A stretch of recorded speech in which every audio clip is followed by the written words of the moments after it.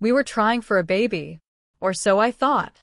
One night, I opened her laptop looking for our fertility schedule and found dozens of messages to someone named Daddy_Marc. When I asked her who he was, she just said, someone who doesn't need instructions. The next week, she moved out. But she didn't know I had already visited Marc's wife. I never thought I'd be the kind of guy writing something like this. But here I am. My name's Nate. I'm 36. I live in Bloomington, Indiana, and until a few months ago, I thought I had a pretty normal life.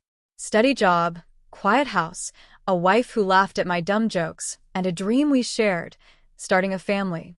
Kelsey and I had been together 8 years, married for 6. She's 34, works part-time at a dental office. I work in tech support for a medical supply company.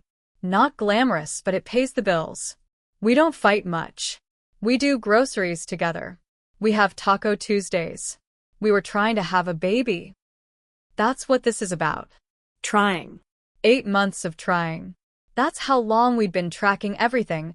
Her cycle, ovulation, basal temperatures, vitamins, no caffeine, no alcohol, at least for her. Sex had turned into a job. We had alarms, apps, charts. She had a little journal where she wrote down symptoms, cramps, anything she thought might help. We were in it together. Or so I thought. That night she said she was going out with her girlfriends, some bar downtown. I didn't think anything of it. I stayed home. It was cold out, and the Colts game was on. She kissed me goodbye. I said, "Don't drink too much," and she laughed. Around 10:30, I got a reminder from the fertility app on my phone. It said, "Prepare for peak days." She usually handled most of the tracking, but I wanted to check something. Her laptop was in the bedroom. We shared it. Nothing weird about it. I opened it up, typed in the password, our wedding date. The usual. But this time, Chrome was already open. Not minimized. Just sitting there. A conversation on some weird chat site. And the name hit me like a punch. Daddy_Marc. The last message said, "I can still taste you." I didn't know what I was looking at first. I scrolled up. The whole thing was a mess of sexting, emojis, dirty talk. Photos. Videos. She was telling him things she'd never even said to me. Called him daddy. Said he made her feel owned. Talked about sneaking around me. About how I was clueless. The timestamps made it worse. Some were during the day, while I was at work. Others were late at night, while I thought she was asleep next to me.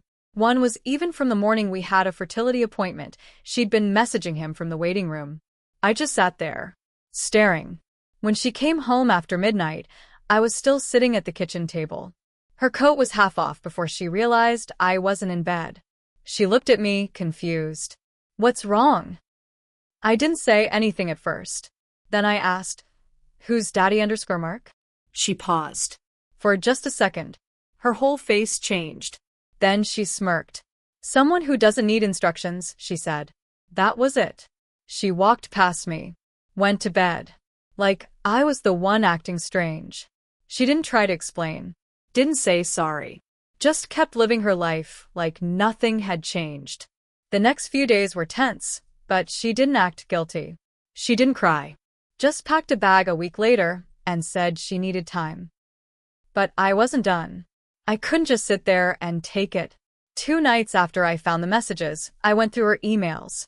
She used the same password for everything. I found his name in a few receipts, gift cards, hotel bookings, even an Uber she paid for going to an address in Carmel, Indiana. That was my clue. Carmel's about an hour and a half from us. Rich area. I Googled the address. It belonged to a guy named Marc Halverson. I searched his name, found a LinkedIn. Real estate guy. Seemed normal. Then I found his Facebook. Married. 2 kids. Wife named Becca. I didn't message her. I wanted her to see my face. I wanted her to know it was real. So I drove out there the next night. I waited until it was dark. No weapons. No yelling. Just my phone with the screenshots. When she opened the door, I said, "I think your husband's sleeping with my wife." She didn't say anything for a second. Just looked at me. Her eyes were sharp, like she already knew, but didn't want to admit it. I added, Her name's Kelsey. That's when her face cracked. She didn't cry. Didn't scream. Just said, "Come in." I showed her the messages. She stared at them, silent. Then she said, "Okay." Offered me tea, like we were neighbors catching up. We sat at the dining table. Quiet. Her kids were upstairs. The house smelled like cinnamon. She told me she'd suspected something. Said Marc was taking more business trips. Getting groomed. Again, out of nowhere. He started locking his phone. We made a plan. Becca and I didn't say much that night after the tea. We weren't friends. We were two people sitting in a wreckage neither of us built, trying to figure out how to stop the bleeding. She asked me to forward the screenshots to her. I did. She didn't look at them again. She just saved them. Then she asked, "Do you want to bring this out in the open? Or let them keep crawling in the dark?" I said, "I want them to feel it." So we made a plan. Not revenge, not yet. Just truth. But truth with timing. We needed to hit them where it would actually hurt. Kelsey was still texting me during all this. Acting cold, but not fully gone. She left some clothes, made a few comments about coming by next week to talk. Like she was easing out, seeing if I'd beg. I didn't. Becca, meanwhile, was working the inside. She told me Marc was planning some real estate conference trip in Nashville in a couple weeks. Kelsey was on the invite. Not officially. Marc told his wife it was just business. But Becca found the confirmation emails. Kelsey was flying out the same day, different airline, booked to a hotel down the street. So dumb. So obvious. Becca asked if I'd be willing to drive to Nashville.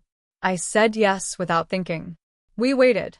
In the meantime, I kept playing dumb. I sent Kelsey a text saying we could maybe go to couples therapy. That maybe there was a path back. She said, "I just need time." I said, "I'll wait." She thanked me. Then she asked if I could grab her birth control pills from the bathroom cabinet and leave them on the porch. Birth control. While we were trying for a baby. That one hit harder than anything else. I looked through the bottles. She had a newer pack. Still sealed. Behind an older one that was empty. That's when I realized she'd been faking. Probably the whole time. Maybe she was never trying. Just making it look like it. For what, I still don't know. Maybe it made her feel like less of a liar. Maybe she wanted me as her plan B. The day of the trip came. Becca booked a room in the same hotel as Marc and Kelsey. Different floor, under a different name. I drove down and checked in separately. That night, Becca sent me a text. Room 617. They just checked in. She's with him. I walked to the hallway outside 617. Waited 10 minutes. Then knocked. Nothing. Knocked again. I heard movement. Then Marc's voice muffled. Then the door opened. He didn't recognize me right away. He looked confused, like he was trying to place me. Then I saw her. Kelsey walked into view behind him, wearing a robe. She stopped dead. Eyes wide. I said one thing. Marc looked at her. Then at me. Then slammed the door shut. I stood there for a second. Heard arguing. Couldn't make out the words. Then footsteps fast. I turned the corner, and Becca was there. She was filming. Marc came out a few minutes later, furious, telling us to leave. Kelsey was behind him, trying to cover her face. Becca didn't say a word, just held her phone up and kept filming. Then she said calmly, "Your kids will love this." That was the crack. Marc lunged toward her. I stepped in between. Told him if he touched either of us, I'd call the cops. Told him I had everything, screenshots, messages, pictures. Told him I knew where his office was. His boss. His clients. He backed off. Kelsey tried to say something, but I wasn't listening. She followed me into the hall. Said, "We can talk about this." I looked at her. "You've been talking, just not to me." I walked away. Becca followed. We didn't go back to the hotel. We got our car and drove to a diner nearby. Neither of us ate much. We sat there in silence. Same way we had the first time. Then Becca said, "It's not over yet." She was right. We got back to Bloomington the next day. Neither of us said much during the drive. The whole Nashville stunt hadn't been about drama. It was about leverage. Now we had it. Marc stopped trying to deny it. Becca told me he'd confessed, sort of. Claimed it just started a couple months ago, said he wasn't himself, and that it didn't mean anything. Becca knew better. She'd been collecting proof for weeks now. Bank statements, hotel charges, Uber receipts. One of them even listed Kelsey's name in the comments by mistake. Kelsey didn't reach out for 3 days after the hotel. Then she sent me this long text trying to reframe everything. She didn't apologize. Not really. She said, "We were disconnected for a while, and I didn't know how to talk to you about what I needed." She actually blamed our failed attempts to conceive for why she drifted. I didn't respond. But that wasn't the twist. The twist came the following week when Becca called me at work. Her voice was shaking. Not angry, scared. She said, "Nate, I just got served divorce papers." I was confused. What? "I thought you were filing first." I was. But Marc beat me to it. And he's trying to make me look unstable. I think he's trying to win full custody. That was when I realized the truth. Marc wasn't scared. He was planning ahead. He knew Becca had dirt on him. So he was flipping the story. He was telling their lawyers she was mentally unwell, jealous, emotionally abusive.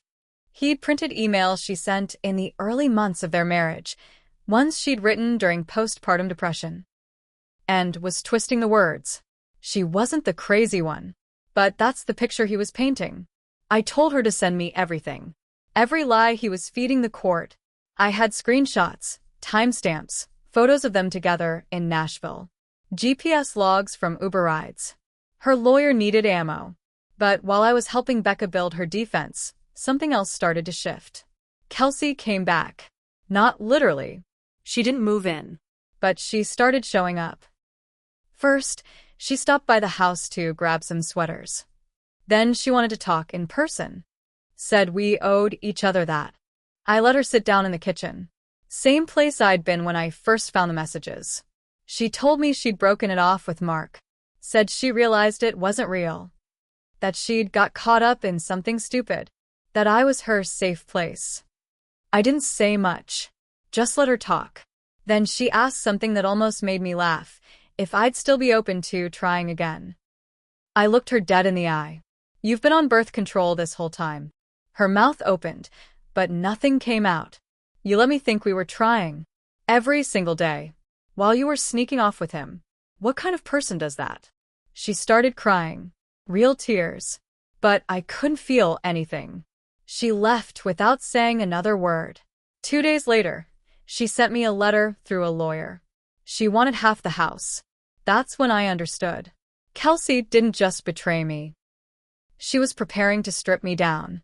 And she thought I was going to play nice. I was done being quiet. If she wanted war, she picked the wrong man. Continue up to the ending. Ending must be detailed, very dramatic, unexpected, satisfying, extreme revenge and karma to those who made mistakes, including OP if applicable. Use simple words, you said. Next ChatGPT said, I got her lawyer's letter on a Thursday. She wanted half the house, some of my retirement savings, and emotional damages because she said the confrontation in Nashville caused her distress. That last part broke me. She cheats. She lies. She fakes trying to have a baby with me. And now I owe her for being emotionally distressed? No. I called a lawyer the same day. A friend from high school, Raymond, had gone into family law. I told him everything. No holding back. I sent him the screenshots, the emails, her messages to Marc, the pictures of them together in Nashville, and the sealed birth control pack. Every single piece of proof.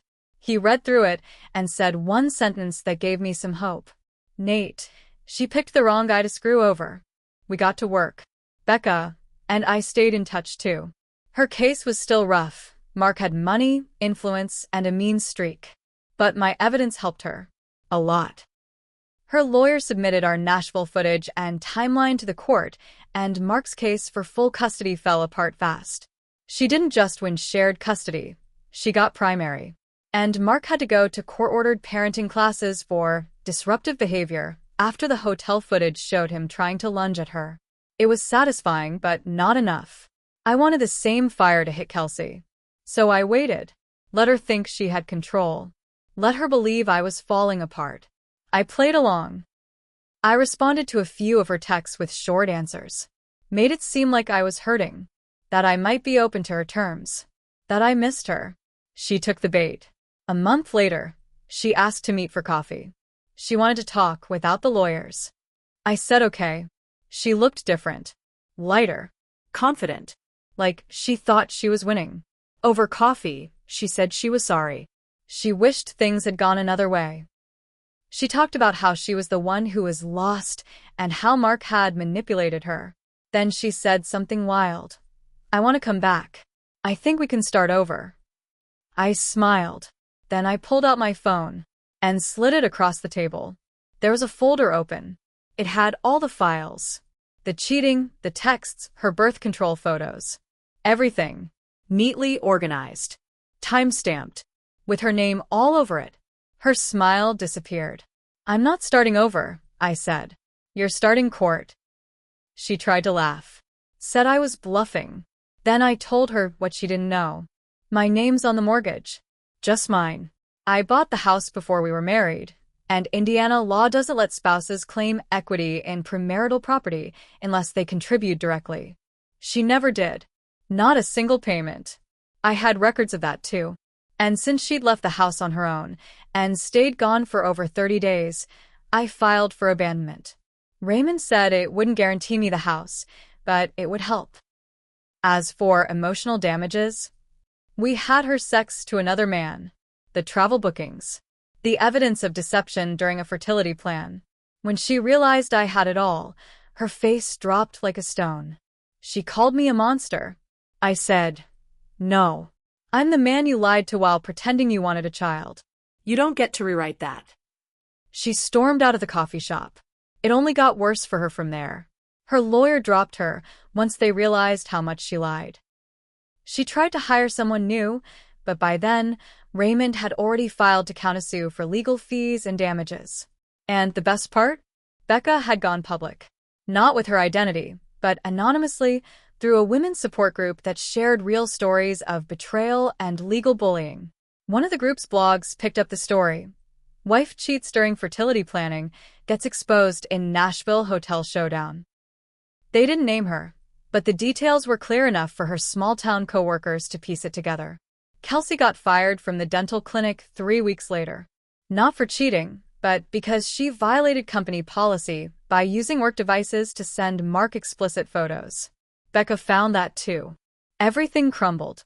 She tried to move in with her sister in Ohio. That lasted 2 weeks. Then she started messaging me again. At first she was angry. Then she was desperate. Then she just asked, "Do you ever miss what we had?" I didn't reply. Because I did miss something. I missed who I thought she was. The woman who used to giggle in bed and cry at dumb movie scenes. The one who decorated the nursery room we never filled. The woman I imagined raising a child with.